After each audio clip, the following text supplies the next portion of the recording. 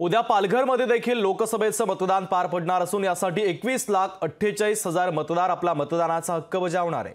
जिल्ह्यातील 2,270 मतदान केंद्र उभारण्यात आली असून मतदानाची प्रक्रिया सुरळीतपणे पार पडावी यासाठी 13,000 अधिकारी आणि कर्मचारी मतदानाच्या केंद्रावर तैनात आहे। आणि याचा आढावा घेतला आमचे प्रतिनिधी प्रवीण बाबरे यांनी। पाहूया।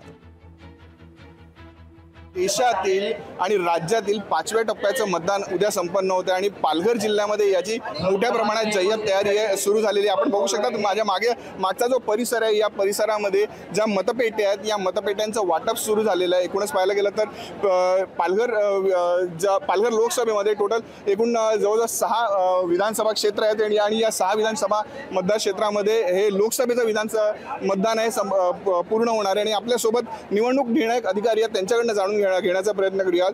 मला सांगा की आज उद्या लोकशाहीचा उत्सव संपन्न होत आहे, मोठ्या प्रमाणात सर्व ठिकाणी बंदोबस्त केले गेले आहेत, नेमकं काय आणि कसा बंदोबस्त आहे? याच्यामध्ये जे कूळ आहे 330 बूथ, याच्यासाठी 2,000 पोलिंग ऑफिसरची नेमणूक केलेली आहे आणि त्यांना आज सगळे साहित्य वगैरे वितरित केलेली आहे आणि झोन मार्फत त्यांना ते मतदान केंद्रावर पाठवायचे आहे। याच्यामध्ये जे काही बंदोबस्त आहे, सगळे पोलिंग स्टेशनवर एक पोलीस कॉन्स्टेबल नक्कीच राहणार आहे। त्याच्याशिवाय ज्या ठिकाणी जास्त पोलिंग बूथ्स आहे, ज्या पोलिंग स्टेशन लोकेशन्स ठिकाणी, त्याच्यासाठी अतिरिक्त पोलीस कॉन्स्टेबल आणि होमगार्डच्या पण नियुक्ती केलेली आहे। तर मी आवाहन करतो की हे जे काही वोटिंग्स आहे ते शांतीपूर्व संपेल। प्रवीण बाबरे, लोकशाही मराठी, पालघर।